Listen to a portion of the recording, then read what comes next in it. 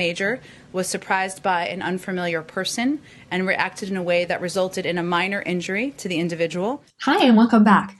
So recently in the news, I heard that President Biden's dog Major has recently bitten 2 people at the White House. When I first heard the news, I was really surprised and really curious because obviously not only am I a pet owner, but I'm also a person who's always trying to understand the world from somebody else's point of view, and usually it's from my animal's point of view. By accepting animals into our lives, we have removed them from their natural environment and moved them to our human world, in our human houses. So the questions I have are, should we ask animals to conform to our norms of behavior? And should we hold them accountable for reacting the way that they were bred to react by us, as a matter of fact? And finally, who gets to decide where the line is? So let's go back to the facts and find out exactly what happened. As humans, we can easily say, well, you're at the White House, this is your new house, there's going to be a lot of people coming and going, and you just have to accept it, just like we would say that to another person. But Major is not a person. Major is a dog, and particularly he's a German Shepherd. As a German Shepherd, he has been bred for over 100 years to protect his family. And his family actually means, when it comes to German Shepherds, his livestock and the people in the house that the land belongs to. So he has a very, very strong protective instinct. So the way I like to think of it from his perspective is this. If I was Major, I would find myself in a brand new house with a lot of people around.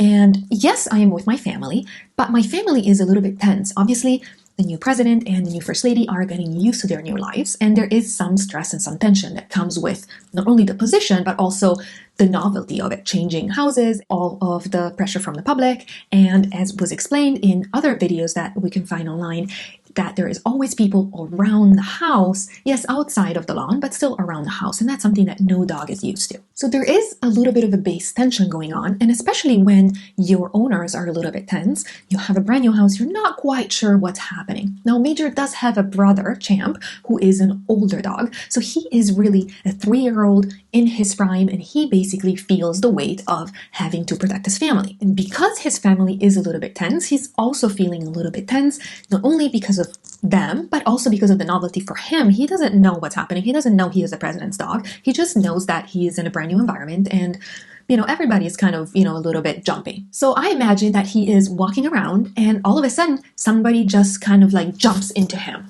And he basically goes, whoa, which is basically what you and I would do. The problem is that his whoa looks different than ours. But does that make it unacceptable? Now, Major is a large dog and he could easily seriously harm a human, but that's actually not what happened here. So the first thing that we need to do is look at the difference between a bite and a nip, and then we can actually try and have a discussion on whether the act was acceptable or not. So dogs communicate on a very subtle level with body posture, and they are even better than we are.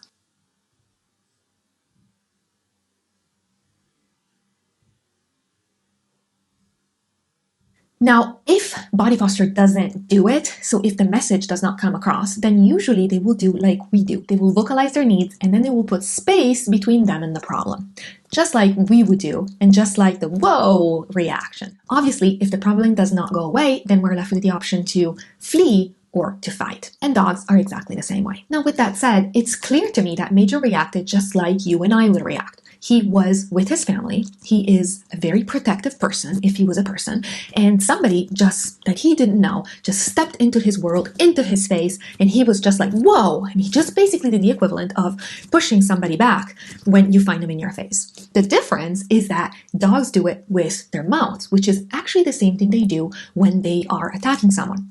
But in the same way, I think we can think of humans. I mean, we would, push somebody back with our hands possibly if we find them in front of us, also to kind of protect us.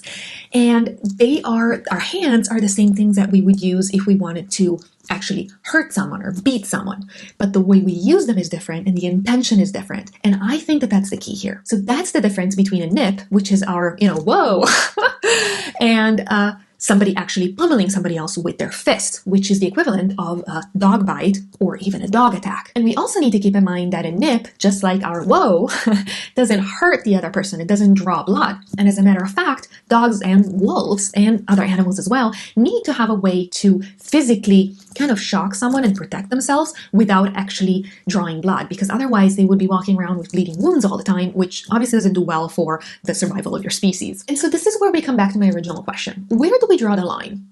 Who says and how do they determine what is acceptable in behavior and what is not? Is a nip acceptable but a bite not? Or is a nip really a bite because they're both from a dog's mouth? Is a dog never allowed to actually express how they feel? Are they never allowed to attack a person? Where do we put that really fine line between acceptable and unacceptable? I believe that there are lines that neither animals or humans should cross. And that line is violence. So I believe that neither humans nor animals are entitled to attack someone out of nowhere. There should be boundaries and there should be rules. And in the case of humans, we have laws. These rules and laws are what determine what is acceptable and what is not acceptable in our society. And that's actually true for dogs and other animals. All societies have rules and regulations that the members choose to follow. I think the biggest issue here is that because people cannot differentiate between a warning and an attack, they put both of them in the worst category, an attack, and then pass judgment on it. I believe that we have chosen to accept animals into our world, and it's our job to learn about them and to learn to read them and to learn to differentiate their natural ways of communicating so that we can tell the difference between what is a, whoa, slow down, that's, it's too much in my face, and an actual vicious attack. I believe that animals should have the same fundamental rights that we as humans have. They should be able to defend themselves and their loved ones, and they should have freedom of opinion and expression. And in this case, I feel that this was Major exercising his innate freedom of expression. No, you cannot come that close to my family.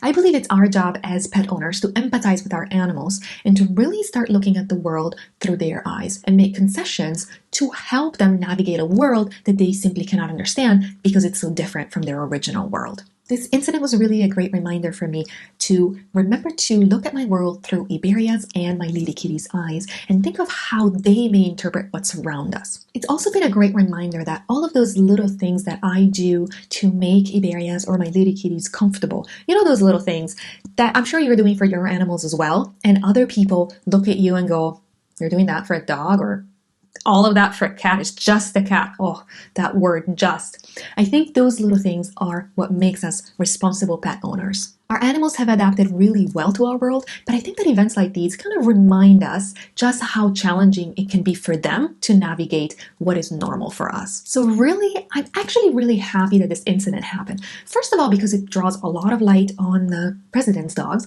and one of them is Major, who is rescued. And I think that there can never be enough attention towards rescue animals, particularly in the United States where there are still kill shelters. The other reason why I like it is because I really liked seeing pet owners stand by their animals and remind us that they're still adjusting. They are, just like us, imperfect, but really trying. So I'm really curious how you feel about the situation. I think that this transcends political affiliations. It's more about how we look at the world and how we try to empathize with them. But you might have a completely different idea, so I'm really curious to see what you will think. So leave me a comment if you agree or if you don't agree. But if you do agree, I would love it if you gave us a like. It really helps with the YouTube algorithm. And I also have another video for you. I'm going to link it over here. It's something that I thought of that I've struggled with, that I think that we need to remind ourselves as pet owners. So check it out and let us know what you think. Thank you for watching us again. Give your dog and cats a kiss from us, and we'll see you in the next one. Bye!